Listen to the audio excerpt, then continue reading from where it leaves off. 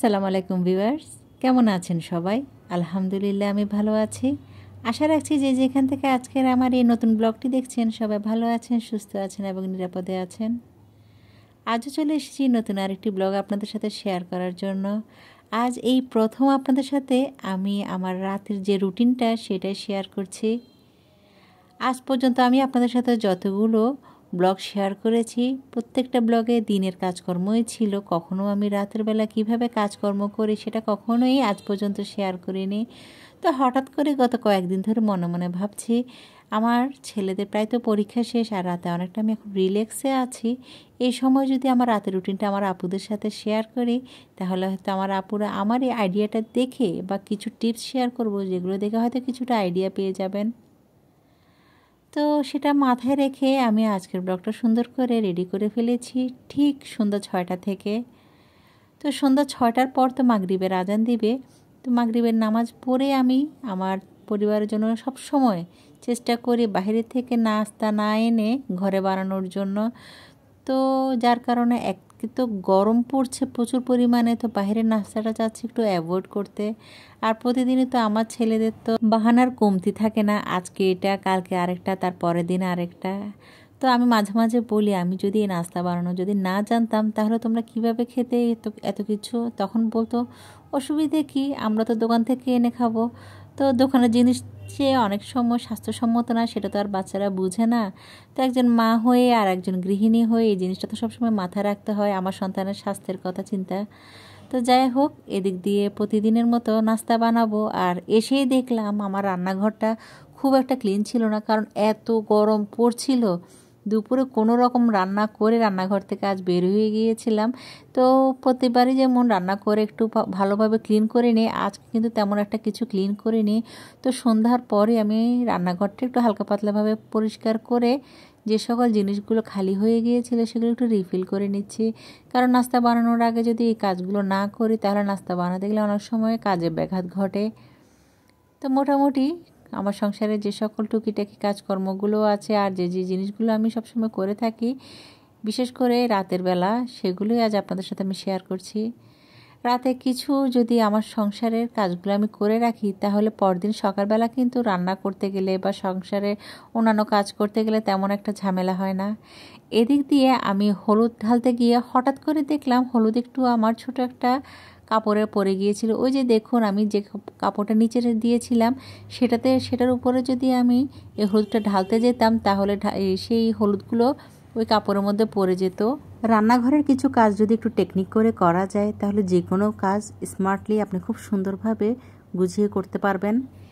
এদিক দিয়ে অনেক দিন পর নিজের হাতে আইসক্রিম বানিয়েছি, আর যে আইসক্রিমটা বানাচ্ছি সেটা হলো মালাই আইসক্রিম। আমার ছেলেরা অনেক দিন ধরে গরম আসার পর থেকে শুধু আইসক্রিম খেতে যাচ্ছে।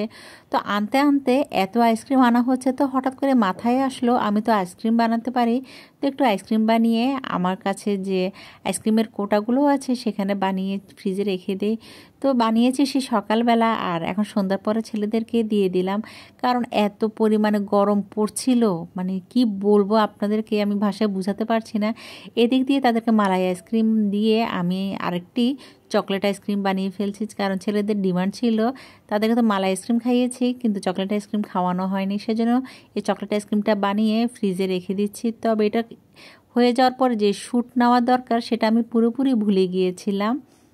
তো এদিক দিয়ে এই প্রথম আমার ঘরে আম এসেছে আর এত মজা ছিল।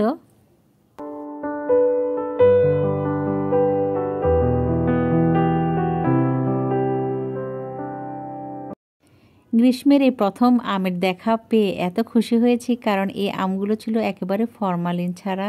আমার হাজব্যান্ডের বন্ধুর ঘরের পাশেই এই আম গাছ ছিল, সেই আম গাছ থেকে এই আমগুলো সে দিয়েছিল। আর প্রতি বছরই কিন্তু এইরকম ফ্রেশ আম আমরা কিছুটা পাই তার বন্ধু থেকে। তো মোটামুটি দেখে বেশ খুশি লাগলো। তো ভাবলাম প্রথম আম যখন দেখেছি আর খাবো একটু শ্যুট করে ফেলি। আর এদিক দিয়ে প্রতিদিনের মতো সন্ধ্যার যে নাস্তাটা আমি একে একে করে নাস্তা বানিয়ে নিচ্ছি। প্রথমে বানিয়েছি একটা পাউন্ড কেক। তো পাউন্ড কেক তো চুলার উপরে বসিয়ে দিয়েছি আর অন্যদিকে একটু পেঁয়াজু করে নিচ্ছি। তো মুগ ডাল আর মসুর ডাল দিয়ে এই পেঁয়াজুটা আজ আমি বানিয়েছি, এত ক্রিস্পি হয়েছিল কারণ আমি এখানে একটু চালের গুঁড়িও দিয়েছি।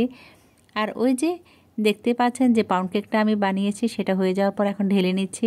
কালার তো সুন্দর এসেছিল, হুড়াহুড়ি করতে গিয়ে একটা জিনিস ভুল করে ফেলেছি, আর সেটা হলো আমি বেকিং পাউডার দিতে পুরোপুরি ভুলে গিয়েছিলাম। কারণ সন্ধ্যার পরে আজ যে শ্যুট নিব সেটা মাথায় ছিল, তো যার কারণে এত হুড়াহুড়ি করছিলাম প্রত্যেকটা নাস্তা বানানোর সময়। তো যখন পুরো এই কেকটা ফুলেনি উপরের অংশ, তখনই বুঝতে পেরেছি এখানে আমি বেকিং পাউডারটা মিস করেছিলাম। তো যাই হোক, আলহামদুলিল্লাহ বেকিং পাউডার না দেওয়ার পরেও কিন্তু দেখতে কিন্তু খারাপ লাগছে না, আর খেতেও কিন্তু বেশ ভালো লাগছে। তো এদিক দিয়ে আমার পরিবারের সবাই মিলে একসাথে সন্ধ্যার নাস্তা করে নিয়েছি এই পেঁয়াজু ও এই পাউন্ড কেক দিয়ে, আর সেই সাথে আমাদের পছন্দের চা তো থাকতেই হবে। তো হাজব্যান্ড ওয়াইফ মিলে চা খেয়ে প্রতিদিনের মতো সবাই যার যার মতো করে চলে গিয়েছে, আর আমি আমার সংসারের কাজ করছি। আমার বড় ছেলে অনলাইন কোচিং করছিল, আর অন্যদিকে আমার ছোট ছেলের আজ পরীক্ষাও ছিল না, কিন্তু আমার মেজো ছেলের পরীক্ষা ছিল। তো প্রতিদিন নাস্তা খাওয়ার পরে আমার ডাইনিং টেবিলটা একটু পরিষ্কার করে ফেলি, কারণ এত মাছির উপদ্রব বেড়েছে। তার উপরে তো গরমে আমি পুরোপুরি নাজেহাল। মোটামুটি হালকা পাতলাভাবে একটু আমার ডাইনিং রুমটা একটু ক্লিন করে নিয়েছি। তো আমি তো জানি না এখন পর্যন্ত কে বা কারা আমার এই ব্লগটা দেখছেন আর কন্টিনিউ করছেন। এতটুকু দেখার পর যদি ভালো লেগে থাকে আর লাইক দিতে ভুলে যান, প্লিজ লাইক দিয়ে ভিডিওটি কন্টিনিউ করে যাবেন। আর আপনি যদি আজ আমার চ্যানেলে নতুন হয়ে থাকেন তাহলে সাবস্ক্রাইব করে পাশে থাকা অল বেল বাটনটি প্রেস করে রাখবেন। আর এই কাজগুলো যারা করে ফেলেছেন সকলকে অসংখ্য ধন্যবাদ জানাচ্ছি। তো ছেলেদেরকে পড়ালেখা করানোর জন্য টেবিলে বসিয়ে দিয়েছি, কারণ আমি যদি না বসি তাহলে আমার ছেলেরা পড়তেই বসে না। ছোট বাচ্চা তো তো ওদেরকে তো পড়াতেই হয়। তার উপরে পরীক্ষা চলছিল আমার মেজো ছেলের। তো আমার যে কেক ডেকোরেশন তা অনেক আপুরা পছন্দ করে। তো এক সপ্তাহ আগে আমি একটা কেক বানিয়েছিলাম, তো সেই কেকের ডেকোরেশনটা আমি কিভাবে করেছি ভাবলাম আমি এই ব্লগে একটু শেয়ার করে ফেলি। আর আমি যে কোনো সময় কেক ডেকোরেশন কেক বানাতে গেলে রাতের বেলায় বানিয়ে ফেলি, কারণ আগের দিন যদি কেকটা না বানাই তাহলে পরদিন কেকটা যখন আমি ডেলিভারি দিব, যাকে দিব সে কিন্তু খেয়ে মজা পাবে না। তো এই কেকের ডেকোরেশনটা আর এই কেকটা ডিজাইনটা আপনাদেরকে শেয়ার করতে ভুলে গিয়েছিলাম প্রিভিয়াস ব্লগগুলোতে। তো ভাবলাম আমি এই ব্লগেই আপনাদেরকে এটা শেয়ার করে ফেলি। এদিক দিয়ে একজন আপু আমি কেক বানানোর সময় কেকের যে ক্রিমটা সেটা কিভাবে মেক করি সেটা একটু দেখতে চেয়েছিল। আসলে সে সময় আমি এত ব্যস্ত ছিলাম আপু, আমি সেই শ্যুটটা নিতে পুরোপুরি ভুলে গিয়েছিলাম। যদি পরবর্তীতে আমি আরেকটি কেকের অর্ডার পেয়ে থাকি তখন কেকের যে ক্রিমটা আমি রেডি করি সেটা কিভাবে করি তখন আপনাকে আমি পুরোপুরি ডিটেলসে শেয়ার করব। আসলে এখানে কঠিন কিছুই নেই। ক্রিমটাকে জাস্ট একটু লিকুইড ফর্মে এনে আপনার যতটুকু ক্রিম দরকার ততটুকু নিয়ে আপনি প্রায় 10 থেকে 12 মিনিট পর্যন্ত বিটারের সাহায্যে বিট করে নেবেন, যতক্ষণ না পর্যন্ত এটি স্টিফ না হয়ে যায়। আর এভাবে প্রায় ভালো করে ফোম হয়ে যাওয়ার পর ফ্রিজে রেখে দিবেন আধা ঘন্টা পর্যন্ত। তখন দেখবেন কেকের উপরে যে ডেকোরেশনটা আপনি করছেন সেটা এত সুন্দরভাবে ফিনিশিং হয়ে যায়। এদিক দিয়ে আমি ছেলেকে পড়িয়ে প্রতিদিনের মতো আমার যে সংসারে টুকিটাকি কাজগুলো আমি রাতের বেলা করে থাকি সেগুলোই করে নিচ্ছি, কারণ রাতের বেলা তো আর আমাকে হেল্প করার মতো কেউ নেই। তো মোটামুটি আমার লিভিং রুমটা একটু ঝাড়ু দিয়ে নিচ্ছি, কারণ আমার ছেলেরা কি পরিমাণে ময়লা করেছিল সেটা আমি আপনাদেরকে শেয়ার করতে ভুলে গিয়েছিলাম। আর এদিক দিয়ে ছেলেদেরকে পড়িয়ে উঠতে উঠতে রাতে 10টা বেজে যায়। এই ফাঁকে আমি এশারে নামাজও পড়ে ফেলেছি, আর টেবিলে ঠিক খাবার দেওয়ার কিছুক্ষণ আগে একটু পানি আর গ্লাসগুলো একটু ভালোভাবে পরিষ্কার করে নিয়েছিলাম। তো রাতের খাবারেরও সময় হয়ে গিয়েছিল, আর টেবিলে খাবারগুলো দিয়ে দিয়েছি আর পরিবারের সবাই মিলে খেয়ে নিলাম। তো আমি সব সময় 10:30 থেকে 11টার মধ্যে এই রাতের খাবারগুলো খেয়ে নেওয়ার চেষ্টা করি। আর খাওয়ার পরে তো এসব তো ক্লিন করতেই হয়, সেটা সকালবেলা, দুপুরবেলা, বিকেলবেলা আর রাতের বেলা। এসব থালা বাসনগুলো যদি সাথে সাথে ক্লিন না করে ফেলি তাহলে পরদিন অনেক কষ্ট হয়। তো যার কারণে আমি সবসময় এগুলো সাথে সাথে করে নেওয়ার চেষ্টা করি। মাঝে মাঝে রুটি পরোটা আগের দিন রাতেই বানিয়ে ফেলি, কিন্তু ফ্রিজে এখনও আছে, সেজন্য আজ আর বানাইনি। তো রাতের বেলা কিছু কিছু কাজ যদি আগে থেকে করে নেওয়া যায় তাহলে পরদিন সকালবেলা কিন্তু খুব সুন্দরভাবে আপনি সকল কাজকর্মগুলো করে নিতে পারবেন, আর তেমন একটা ঝামেলা হবে না।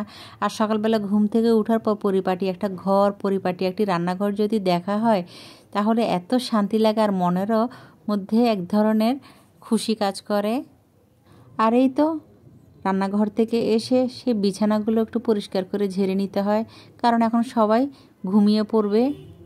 একা হাতের কাজ হয়তো একটু দেরি হয়, কিন্তু একা হাতে যে কোনো কাজ করলে অনেক সুন্দর করে সব কিছু গুছিয়ে রাখা যায়। আর পরিপাটি একটা সংসার কিন্তু আমরা গৃহিণীরা সবাই ডিজার্ভ করি। এদিক দিয়ে রাতে ঠিক 11টা বাজে আমার ঘরে সবাই ঘুমিয়ে পড়বে, তো মশারিও টাঙিয়ে দিচ্ছি। আর গুটানোর দায়িত্ব আমার বড় ছেলের।